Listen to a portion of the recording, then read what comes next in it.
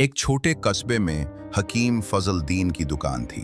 दूर दूर तक लोग उसके इलाज और दुआओं की शोहरत सुनकर आते थे। मगर मोहल्ले के कुछ लोग ये भी कहते थे कि हकीम साहब सिर्फ जुड़ी बोटियों के नहीं बल्कि पोशीदा इल्म के भी माहिर हैं। एक दिन एक नौजवान लड़की मरियम उसके पास आई। उसकी आंखों में खौफ और परेशानी थी।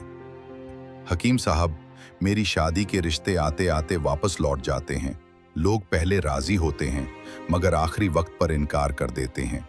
मुझे लगता है किसी ने मुझ पर अमल करवा दिया है। हकीम फजलदीन ने गहरी सांस ली और अपनी सफ़ेद दाढ़ी सहलाई। बेटी, तुम पर वाकई बंदिश है। ये आम बंदिश नहीं, जिन्नात के जरिए की गई है। मरियम के चेहरे का रंग उड़ गया।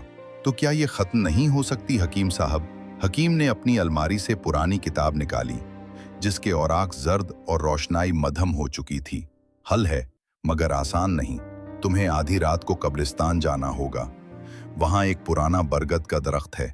इसके नीचे मिट्टी में एक तावीज दफन है। जब तक वो तावीज नहीं निकाला जाता तुम्हारी राह बंद रहेगी। मरियम डरते डरते बोली, मैं अकेली कब्रिस्तान कैसे जाऊं?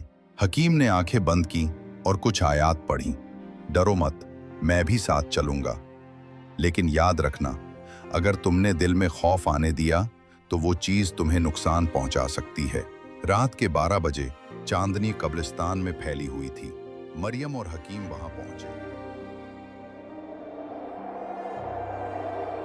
हकीम ने ऊंची आवाज में कलिमात पढ़े। जमीन हल्की सी लरजने लगी। मरियम ने देखा कि दरख्त की जड़ों के पास मिट्टी खुद ब खुद हटने लगी है और एक सुर्ख कपड़े में लिपटा तावीज नमूदार हो गया। अचानक एक साया उनके सामने आया। वो कोई आम साया नहीं था, एक लंबा काला जिन जिसकी आंखें अंगारों की तरह जल रही थीं। उसने भारी आवाज में कहा, ये तावीज तुम नहीं ले जा सकते।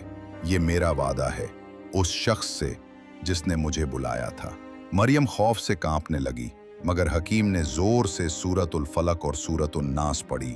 जिन दर्द से चीखने लगा जैसे उसके जिस्म में आग लग गई हो। चंद लम्हों बाद वो धुएं में बदलकर गायब हो गया। हकीम ने तावीज उठाकर आग में फेंक दिया। तावीज जलते ही मरियम ने सुकून की एक लहर महसूस की, जैसे बरसों का बोझ हट गया हो। हकीम ने मुस्कुराकर कहा, अब तुम्हारी राह साफ है बेटी। जिस नसीब के दरवाजे बंद थे वो खुल गए। याद रखो, असल हिफाजत सिर्फ अल्लाह की तरफ से है। कुछ ही दिनों बाद मरियम की शादी एक नेक और अच्छे नौजवान से तय हो गई। लोग हैरान थे कि इतनी बड़ी रुकावट अचानक कैसे दूर हो गई, मगर असल राज सिर्फ मरियम और हकीम फजलदीन जानते थे।